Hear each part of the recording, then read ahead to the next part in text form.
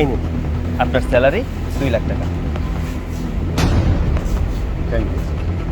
এই নাও তোমার স্যালারি 50,000 টাকা।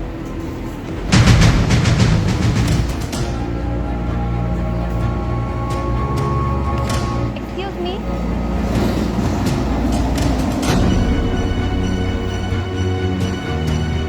আরে তুই এখানে? সে আগের মতো রাজমিস্ত্রির কাজই করে বেড়াচ্ছিস? কি ব্যাপার, তুমি কোনাকে চিনো নাকি? চিনবো না মানে? আরে শুভ, আমি তোমাকে বলেছিলাম না যে আমার একটা এক্স বয়ফ্রেন্ড ছিল, এই সেই এক্স বয়ফ্রেন্ড যাকে রেখে আমি তোমার সাথে রিলেশন করছি। তাহলে এই ব্যাপার, এই ছেলেটা তোমার এক্স বয়ফ্রেন্ড ছিল তাই না? ঠিকই করেছো, এর মতো একটা কামলার সাথে সম্পর্ক শেষ করেছো। তোমাকে শুধু আমার পাশে মানায়, এর মতো কামলার পাশে না। একদম ঠিক কথা বলেছো। ওটা একটা কামলা, ছোট লোক। ওর কোনো যোগ্যতা আছে আমাকে বউ বানানোর? শুধু শুধু মিছে স্বপ্নই দেখে দিয়েছে যে আমাকে ওর বউ বানাবে। শুনে রাখ, তোর সাথে না আমার কখনো যেত না, আর মানাতেও না। আমাকে শুধু ওর সাথেই মানায়। আর একটা কথা শুনে রাখ, তুই তো রাজমিস্ত্রির কাজ করিস, আর আমার হবু হাজবেন্ড, ওর মাসিক স্যালারি কত জানিস? 1 লক্ষ টাকা। এই টাকা তো তুই বাপের জীবনেও চোখে দেখিসনি। তাহলে বোঝ তোর লেভেল কোথায় আর ওর লেভেলটা কোথায়। আচ্ছা শোনো না, এখানে দাঁড়িয়ে সময় নষ্ট না করে যেটা জিজ্ঞেস করো সেটা জিজ্ঞেস করো। আরে দাঁড়াও দাঁড়াও, জিজ্ঞেস তো করতেই হবে। এতদিন পরে ছোট লোকটার সাথে দেখা হলো, কিছু জিজ্ঞেস না করলে হয়? আচ্ছা, তুই তো অনেক বড় গলায় বলেছিলি তুই আমাকে ভালোবাসিস, তুই আমার জন্য এটা করবি সেটা করবি, আমার জন্য রাজপ্রাসাদ করে দিবি। এই তার নমুনা? তুই তো করিস রাজমিস্ত্রির কাজ, এই রাজমিস্ত্রির কাজ করে আমাকে রাজপ্রাসাদ করে দিবি? শোন, তোকে একটা কথা বলি, তুই বরং এক কাজ করিস, এই রাজমিস্ত্রির কাজ করে ছোট্ট একটা কুঁড়ে ঘর বানাস, তোর লেভেলের একটা মেয়েকে বিয়ে করিস, আর ওই ছোট্ট কুঁড়ে ঘরের রাজপ্রাসাদে তোর বউকে নিয়ে সুখে সংসার করিস। তোর জন্য এটাই বেটার। আচ্ছা বল, এদিকে সর্দার বাড়িটা কোথায়?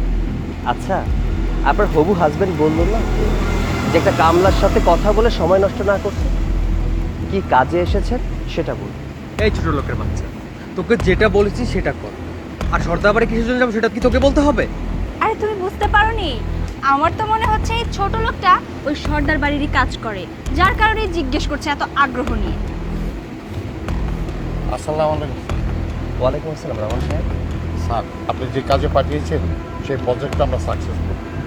এই কাজটি যদি আমরা ঠিকমতো করতে পারি তাহলে আমাদের 5 কোটি টাকা ব্যবসা। আলহামদুলিল্লাহ, শুনে খুশি হলাম। শুনুন, আমার ডেস্কের উপরে একটা চেক রাখা আছে, চেকটা পার্টিকে দিয়ে দিন। জি স্যার। তাহলে আসি স্যার। ওকে। আসসালাম। আর শুনুন, আরে কথায় কথায় ভুলে গেছি, আমি তো দেশের বাইরে ছিলাম, আপনার ওই স্যালারিটা দেওয়া হয়। এই নিন আপনার স্যালারি 2 লাখ টাকা। Thank you. আর শুনুন, যাওয়ার সময় আমার কাজের মেয়েটাকে একটু পাঠিয়ে দিন। ঠিক আছে।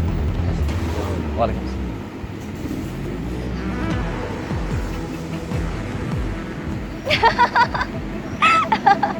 শুভ, দেখেছো তুমি? দেখেছো ওর নাটকটা? আর এখানে কি কোনো শুটিং চলছে নাকি? কিসের শুটিং? সিনেমা নাকি কোনো নাটকের শুটিং? কই, আমি তো আশেপাশে কোনো ক্যামেরায় দেখতে পাচ্ছি না। তাহলে কিসের শুটিং করছিস তুই? আমি তো কিছুই বুঝতে পারতেছি না এখানে কি হচ্ছে। কি হচ্ছে তুমি এখনো বুঝতে পারোনি? নাটক হচ্ছে নাটক। তুমি দেখলে না, সামান্য একজন রাজমিস্ত্রি, সে কিনা 2 লাখ টাকা স্যালারি দিচ্ছে, আবার কিনা বলছে 2 কোটি টাকার প্রজেক্ট, 5 কোটি টাকা লাভ হবে। ভাবা যায় এগুলো পুরাই ধাপ্পাবাজ।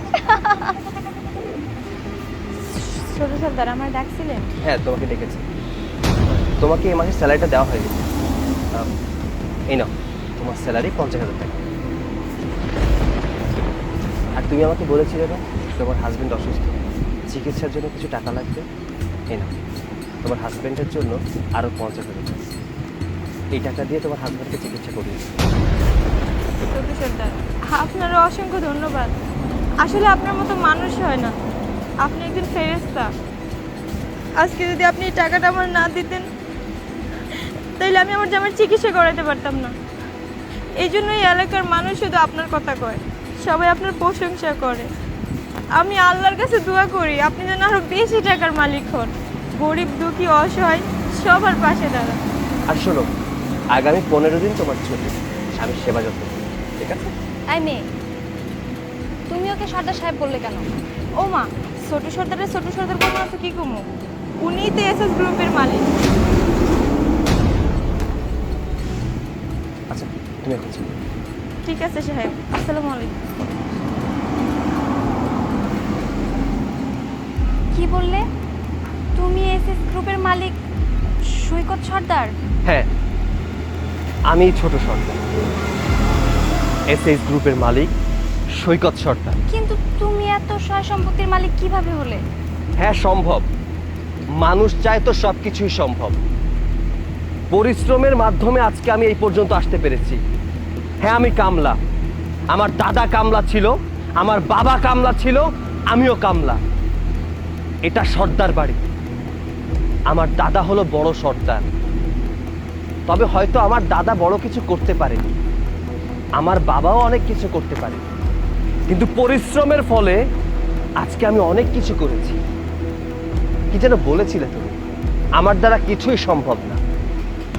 আরে ময়ূরী, আমি তোমাকে ভালোবাসতাম, আমি তোমার কাছে সুযোগ চেয়েছিলাম, আমাকে একটু সুযোগ দাও, আমি তোমার সমস্ত চাহিদা পূরণ করে দেব। সেই সুযোগ তুমি আমাকে দাও, ভালোবাসার মর্মটা তুমি আমাকে দাওনি। কেন দাওনি জানো? কারণ তুমি একটা লোভী মেয়ে। আজকে লোভের বশীভূত হয়ে তুমি এই ছেলেটাকে ফাঁসিয়েছো, এই ছেলেটাকে হবু স্বামী বানিয়েছো, তুমি ওকে বিয়ে করতে চাচ্ছ। আমার ভালোবাসায় তো কোনো দোষ ছিল না ময়ূরী, আমি তোমাকে বলেছিলাম না একদিন আমার কাছে সব কিছু হবে, টাকা পয়সা বাড়ি গাড়ি সব কিছু হবে। কিন্তু আফসোস, আজকে আমার কাছে টাকা পয়সা বাড়ি গাড়ির কোনো কিছুর অভাব নেই, শুধু আমার পাশে তুমি নেই। ময়ূরী, আমি তোমাকে মন থেকে ভালোবাসতাম, তোমাকে বলেছিলাম আমি তোমার জন্য একটা রাজপ্রাসাদ বানাবো। তবে তুমি নেই তো কি হয়েছে?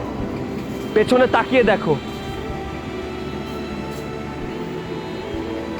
যে রাজপ্রাসাদ আমি তৈরি করছি সেই রাজপ্রাসাদের নাম মন ময়ূরী রেখেছি। কারণ তোমাকে আমি রেখেছিলাম আমার এই অন্তরের ভেতরে, আমার মনের ভেতরে, তাই এই বাড়ির নাম রেখেছি মন ময়ূরী। একটু আগে যেন কি বললে? এখানে নাটক চলছে, সিনেমা চলছে, শুটিং চলছে।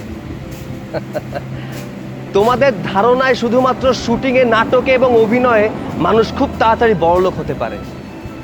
মানুষ সঠিকভাবে পরিশ্রম করলে অভিনয় না, বাস্তব জীবনেও কোটিপতি হতে পারে। আমি আমার ম্যানেজারকে স্যালারি দিয়েছি 2 লাখ টাকা, আমার কাজের মেয়েকে স্যালারি দিয়েছি 50,000 টাকা।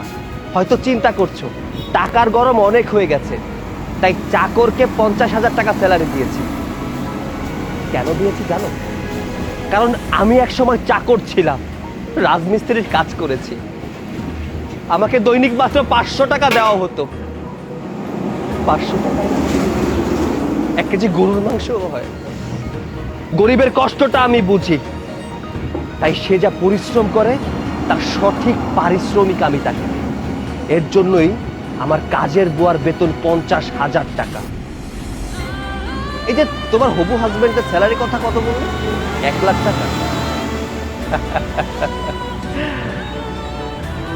আমার কোম্পানিতে এরকম 1000টা ম্যানেজার আছে, তাদের বেতন 1 লাখ টাকা। আর একটা কথা একটু আগে কি যেন বললে, তোমার হাজবেন্ডের যোগ্যতার সাথে আমার যোগ্যতা কখনোই ম্যাচ করে না। ইউ আর রাইট, তোমার হাজবেন্ডের যোগ্যতার সাথে কখনোই আমার যোগ্যতা ম্যাচ করে না।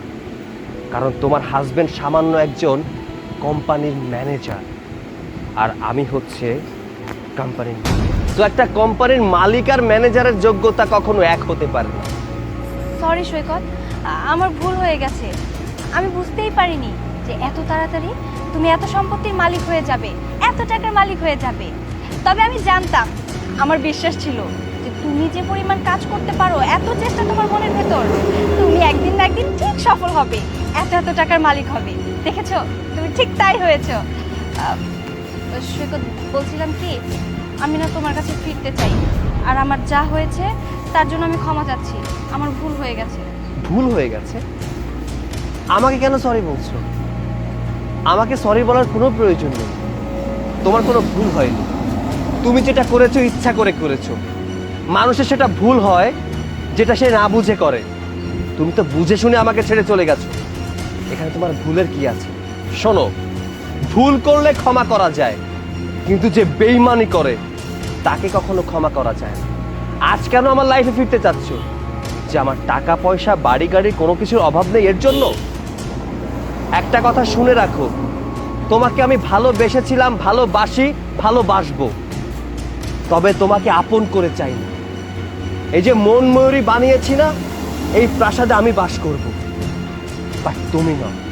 এই মনের মধ্যে তুমি সারা জীবন থাকবে, বাস্তবে তুমি নও। তুমি যে হবু হাজবেন্ডের সাথে আছো, সেই হাজবেন্ডকে নিয়েই সারা জীবন কাটিয়ে দিই। দেখেছো শুভ, আমি তোমাকে বলেছিলাম না, যারা বেশি টাকার মালিক হয়ে যায় তাদের রূপ কিভাবে পাল্টে যায়। তুমি নিজের চোখে দেখলে তো কিভাবে তার রূপটা পাল্টে গেল। সেজন্য আমি এই লোকটাকে ভালোবাসিনি কখনো, বেঈমান একটা লোক।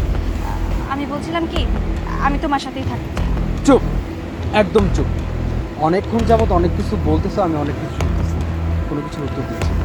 কি বললে? উনি ওনার রূপ বদলাচ্ছে? উনি ওনার রূপ বদলাচ্ছেন না, রূপ বদলাচ্ছ তুমি। যখন তুমি দেখেছো উনি বেকার, উনি কোনো কিছু করতে পারছে না, তখন তুমি আমার ধন সম্পত্তির লোভে পড়ে তুমি আমাকে ভালোবাসেছো। এখন যেহেতু এসে দেখতেছো সে আমার সাথে অনেক টাকার মালিক হয়ে গিয়েছে, এখন তুমি আমাকে রেখে তার কাছে যেতে চাইছো।